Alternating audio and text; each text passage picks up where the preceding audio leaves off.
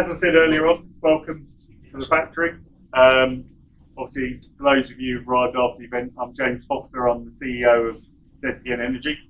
So, what am I doing today? So, I'm basically announcing the launch of our new charge post, which is this large blue thing next to me. But I'll come on to that in a second. So, the first thing is really, I know they've both left. They've all run off to more important things. Andy Street and Jim O'Boyle. Real credit to the team here to get them here, and you know, because they're pivotal to what goes on inside Coventry. My goal in this, when I came up with the idea, was to engage us looking out and doing something positive. Because it's too easy, as I said earlier, for those who weren't here, to be insular, be in your own space, deal with your own customers, deal with your own suppliers, and not extend out. Very much too easy. So the advantage of creating iNeed, which, as I said earlier on today, is an official day now. So it will reoccur this time every year, infinitum. And what we do with it, it's actually not just for ZPN, it's actually for the people that are here. So whether that's, you know, Motability are here, Horizon HEV are here, Eon are here, you know, there's a whole list of Penzo, you know. I really genuinely appreciate you coming and joining us today. And if we can make this an event that happens every year, you know, we can engage, we can get more things which I'm concerned about, which is fundamentally more sales. You know, that's the bottom line. That's why we're all in business. You know, if that works for everyone, brilliant. So doors open. You can always come and visit the factory whenever you want. Team are always here. Pass in, drop in for a coffee. More than happy to have you. So always welcome. So for those of you who don't know, I took over as CEO of ZPN about 18 months ago, a bit more than that ago. I took over a company which had a real heritage in IP, R&D. If you're an accountant, you look at our accounts, you will see just how many R&D tax credits we've had. We've made a good job of getting them. However, as a business, you can't live off R&D tax credits. You can't live off investors like me. I invested in the company 2 years ago. You know, you have to get out there and you have to commercialise the business, and that's the prime job that I've done. So, the intrinsic IP that ZPN Energy has is about energy storage and how you manage energy storage and how you maximise the available energy for the task in hand. So, what's the task? So the task might be EV charging, it might be running a building, it could be anything, right? We're agnostic, we don't care, right? At the end of the day, energy is the new commodity. You know, whether that's you're unable to get a grid connection or you're able to get the grid connection, is the grid connection big enough? Or are you going to have to wait, as I heard 2 weeks ago, till 2043 for grid reinforcement? You know, that's the longest I've heard. You know, there might be some people in this room who have heard longer dates than that, but I've heard plenty of dates that are into the 2030s, and even that's too long, and Andy Street raised that as an issue, and it requires central government. It's not something that can necessarily be done just by us, if you like. It does require some engagement. So, what's that meant for us? So in terms of our energy storage, our business is now split broadly into three things. One is EV charging, predominantly rapid and ultra rapid charging, I'll come on to in a second. The second one is integrated and networked energy. What does that mean? So that basically means where you take a building like this, you cover it in solar, you cover the car park in solar, whatever. You might have a wind turbine, you might have a hydroelectric power, obviously not here, but you might then have energy storage, and then you integrate that with your EV charging. And the challenge in that is because if your energy supply isn't big enough, well, how are your staff, how are your suppliers, how are the customers around you, how are you going to have enough energy to run your building? But more importantly, I believe, as a CEO of a business, there's two things that are important. One is saving money and the other one is making money. Now, if you integrate that system correctly, you actually change your EV charging from being a cost to being a revenue earner. And I'll come on to what that actually means. But, you know, we've got a building here, we've got a big car park, it's got 140 odd spaces. There's nothing to stop the public coming here and using the facilities that we can provide here or any other building. But fundamentally, you need enough energy. But where does that energy come from? So you've got a grid that's relatively constrained, okay? There's plenty of energy, it's just not in quite the right places. So what do you do with that? So what we talk about is harvesting of energy. So if we had solar on the roof, energy storage out the back, we've got a demo unit out the back of the building if you want to look at one. What you can basically do is harvest the energy into the storage and then deploy it when you need it. Because EV charging in particular tends to have peak demand periods. It doesn't have a constant demand. So in businesses, it tends to be 9 a.m. and 5 p.m. because people run out and think they need to charge. In the sort of public world, people are tending to charge vehicles sort of when they're traveling. So we have a rush hour, which is the beginning of the day and the end of the day. It happens if you look at service stations as well. But you've got 24 hours a day, 7 days a week. Most businesses, like here, we don't have anyone here for a weekend. So you've got 24 hours over a weekend where you could be harvesting energy and storing it. And the best form of energy use is the stuff you A, harvest, because it's cheap, and B, that you can deploy when you need it, and it will come at the cheapest, lowest cost. And that is the difference when you apply it. So you can apply that to something like a supermarket. So if you apply that to a supermarket, how many supermarkets have you been in where they have very little EV charging, very little renewables, but yet the site could be more than 10 acres in size? Yeah, we see it every day. And then we hear complaints that there isn't enough land for charging infrastructure. You know, there's a big opportunity, but that's one element. It doesn't matter whether it's a shed like this or a supermarket or a, you know, farms. You know, there's no reason for rural spaces to not have enough energy, but there is a pressure to keep stuff coming from the grid and not harvest from what's around you from the cheapest localist source. So that's what networked energy really is. And then the third part of what we've got is mobile charging. We are the inventors, despite what other people claim, we're the inventors of mobile EV charging. We invented it back in 2014, but the first one arrived in 2014. It was created by our founder, who was a mad scientist, and he came up with it. And there's a trailer out there, you'll see it's got ZPN written on the side of it.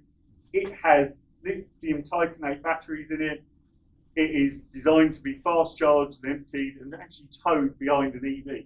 Obviously, things have moved on. But now we have ZPN and we have something called ZPN Drop. And that's the ability to deploy energy at point of peak demand. So that's either someone who lives in a flat, how do they get a charger? We can deliver that energy to them. That means a service station doesn't need a big connection. In the summer, it's in the southwest. I know Gordano services, hellhole, right? You could actually deploy a containerized storage of energy that comes from any source. It could be from a local, you know, solar farm. It could be from a waste to energy plant. It could be anywhere. But you can deploy that energy. And what our clear technology advantage is the ability to manage that, collect it, harvest it, and manage it agnostic of where that energy comes from. So I will roll back to the EV charger, and I need a volunteer. Yeah, I'll volunteer. As long as you're not going to electrocute. Unless, of course, that was a setup for one of your team. Oh, you never know. So, and who are you? My name is Alan Blunt. I'm from Conduit. Oh, good. Right. Lovely to meet you. So, we got a victim. It's not going to make my hair stand on end, is it? I think it's a bit late. Yeah. Right. So, this is the new ZPN Hubs 2 charger.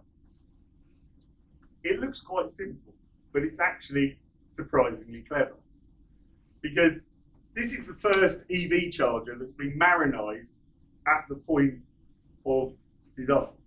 So the electronics are in one half of the box, and the cable is in the other half of the box. And there's a good reason for that. That almost all failures of EV chargers are because of humidity inside the box. So when they trip, it's usually because they've got a humidity sensor or something similar that's tripping. So why is this better? So you may have seen around the factory our old charger, and we were the first people to have a PAS 1899 compliant charger. That means it was disability compliant before the regulations were even written. We are still the only manufacturer of a fully compliant, disability-friendly charger. And you can talk about disability, and I know Motability chaps are here. Okay, I see disability as about accessibility, not necessarily about what people can't do, but it's about accessibility to the market as a whole. Because someone might have a disability, but the other person who might have a lack of accessibility might be the van driver who's doing a last mile journey, and he can't get into the space, so he can't do his journey. He ends up with the vehicle being recovered. But he has essentially the same challenges as the person with the disability. They're just in a different, all disabilities aren't visible, as they say. What we did from day one was the screen height was the lowest in the market. It's visible from all angles. The cable itself, which is round here, is the lightest in the market. And that's where my big tin comes in. So if you like to come around here, your side, you can come around here. So, live demo.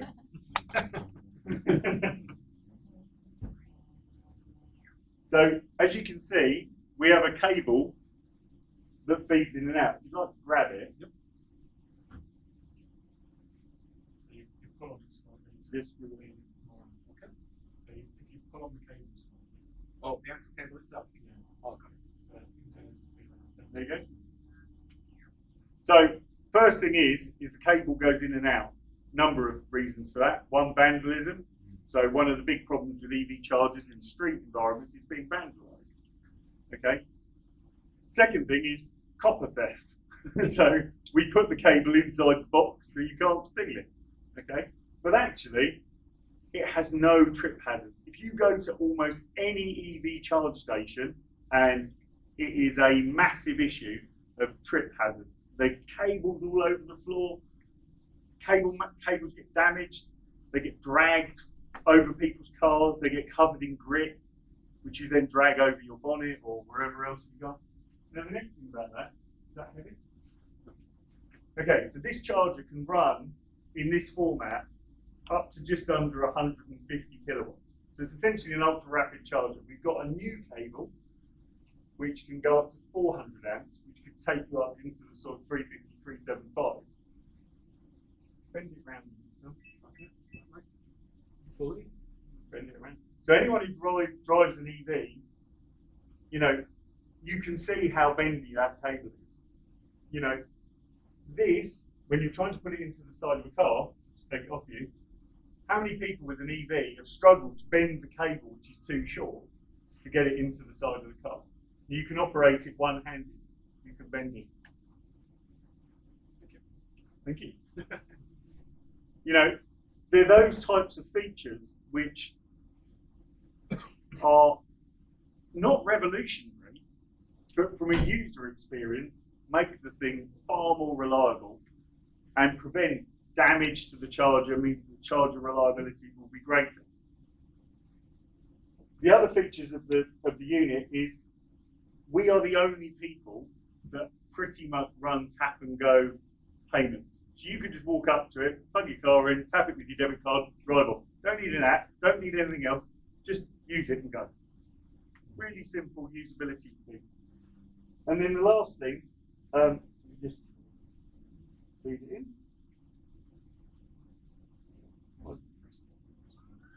There you go.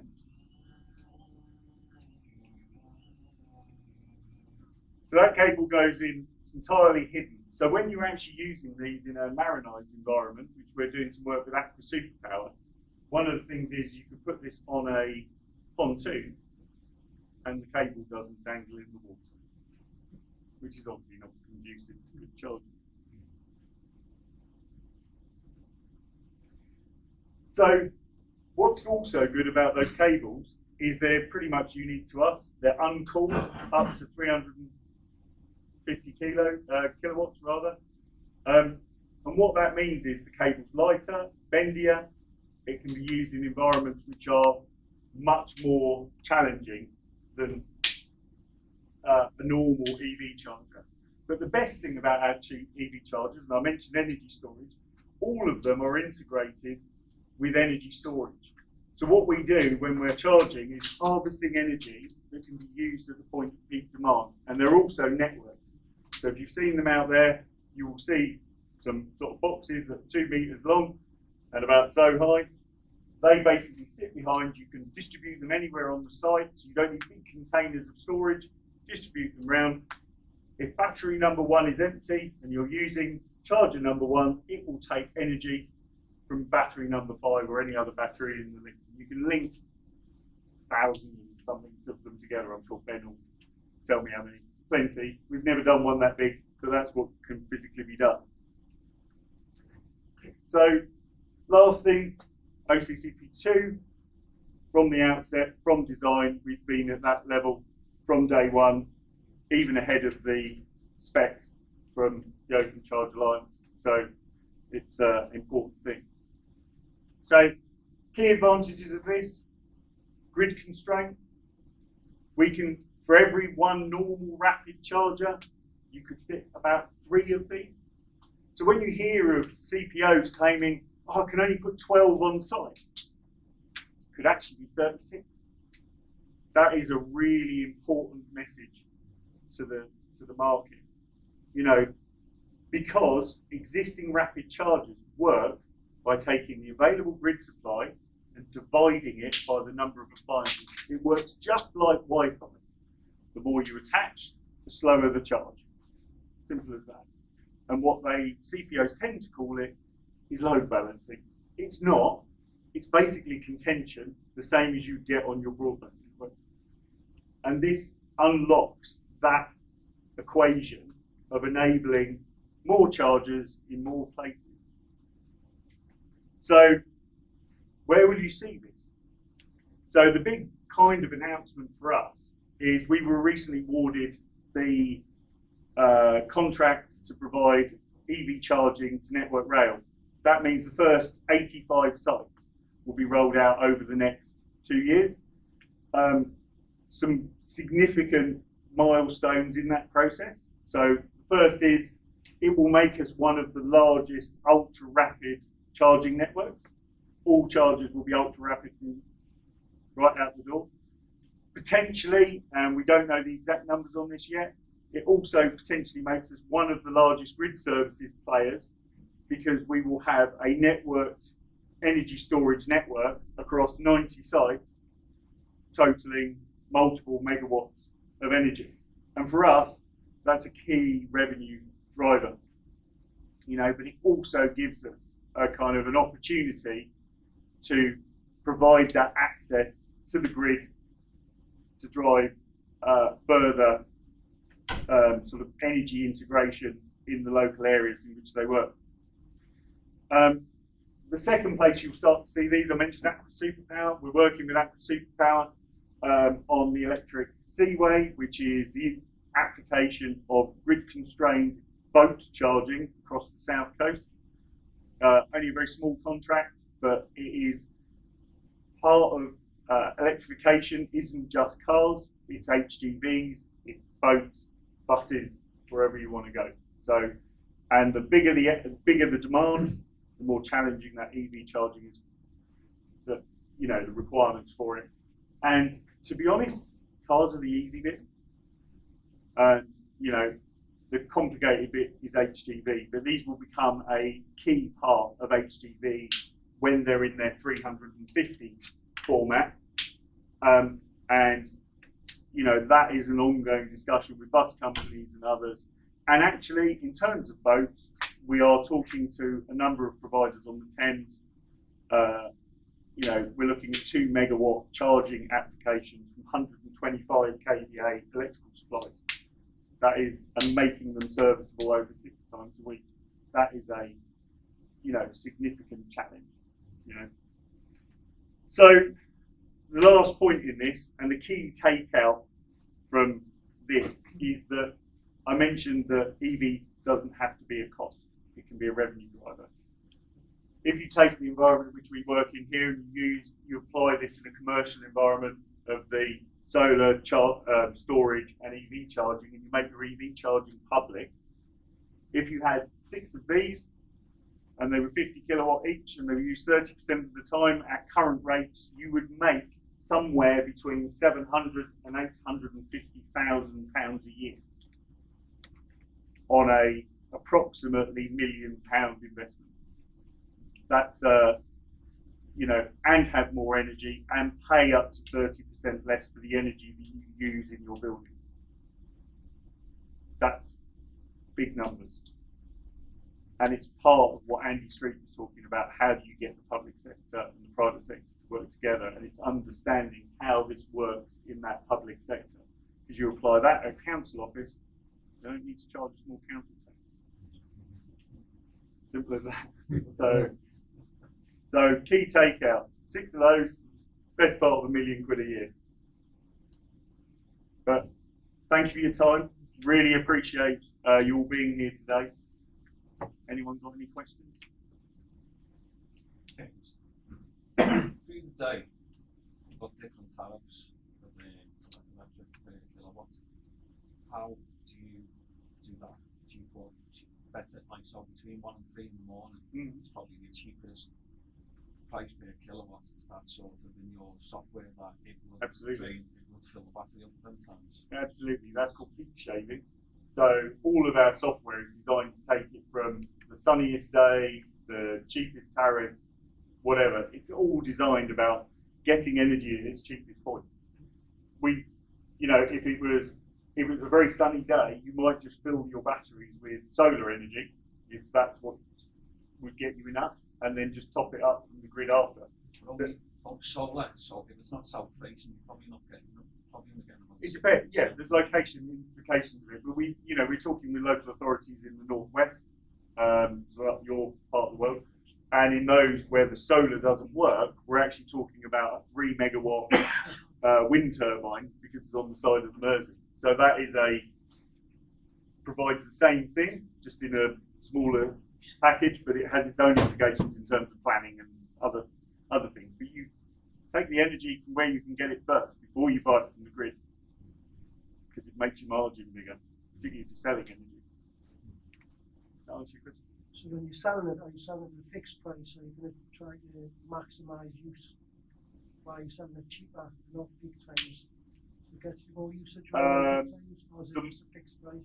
The modelling at the moment for Network Rail is we have to stay within 5% of the average in the market. We've agreed that with them principally because there is a concern, and it's partly my concern, that you end up in a situation when you get big variations in petrol pricing, what you could end up with is a huge traffic jam out of the railway station, and everyone misses their train. So that is possible within the software. Yeah.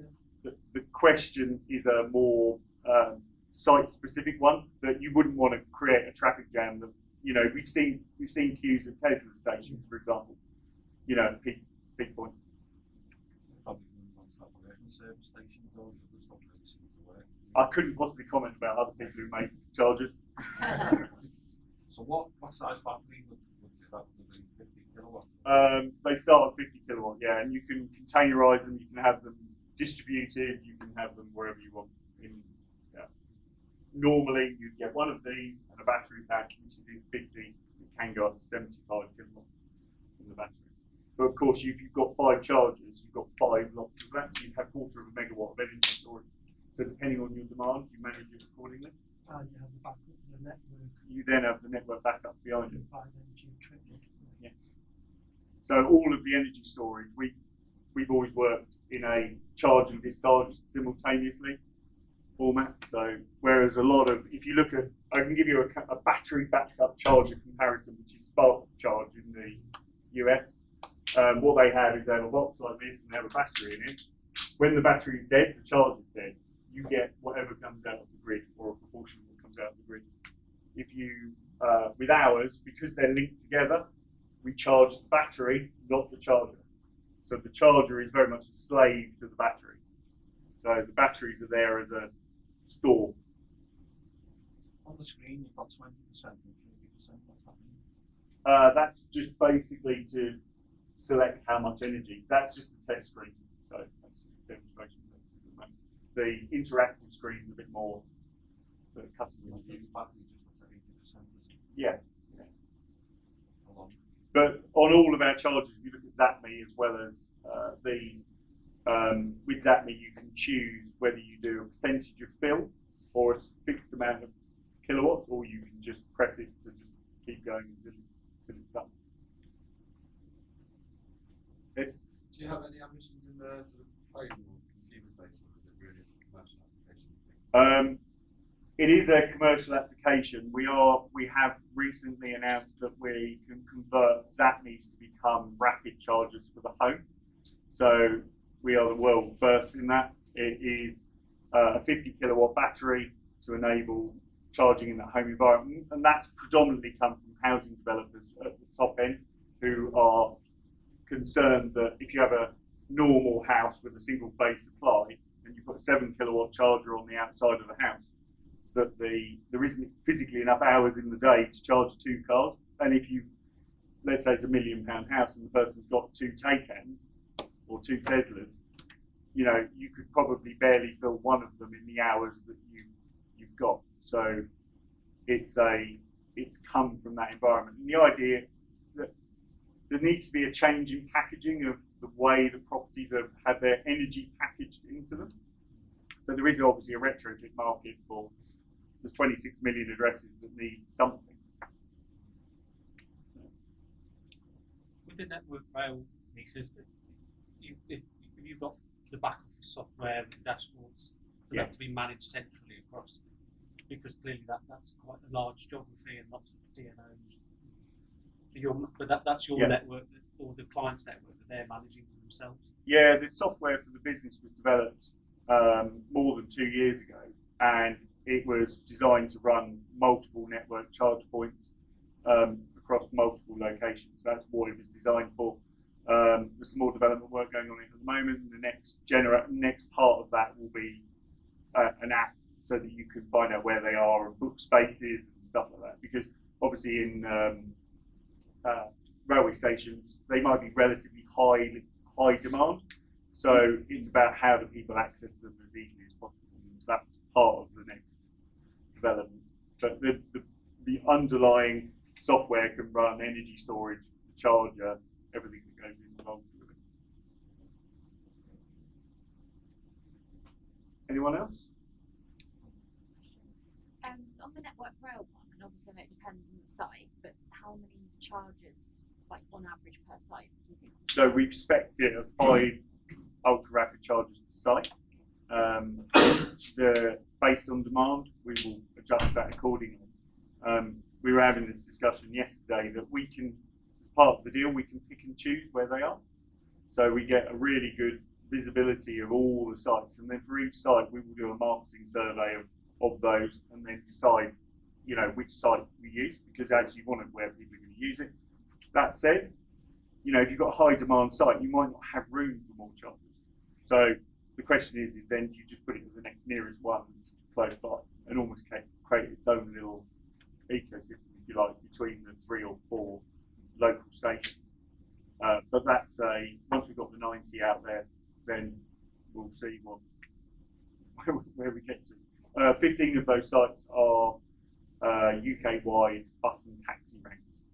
So they include places like Paddington, and how we manage taxi charging is going to be quite interesting based on developments with taxis at the moment, and also bus charging. Bus charging is all over the place at the moment because of people like BYD trying to control the ecosystem.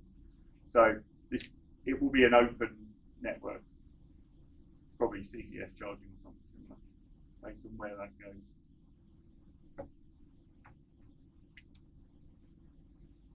Any other questions?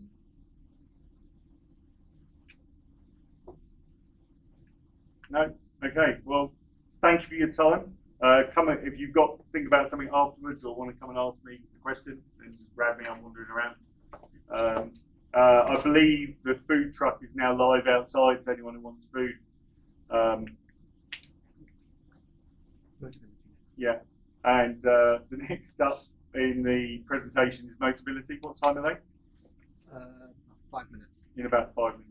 Shall we go to back of Should we reconvene in 15 then? Yeah, so 15, 20 minutes, and then Motability up. What's on the menu, horse? Who knows? It's in a horse box, so Next one is on every horse. yeah.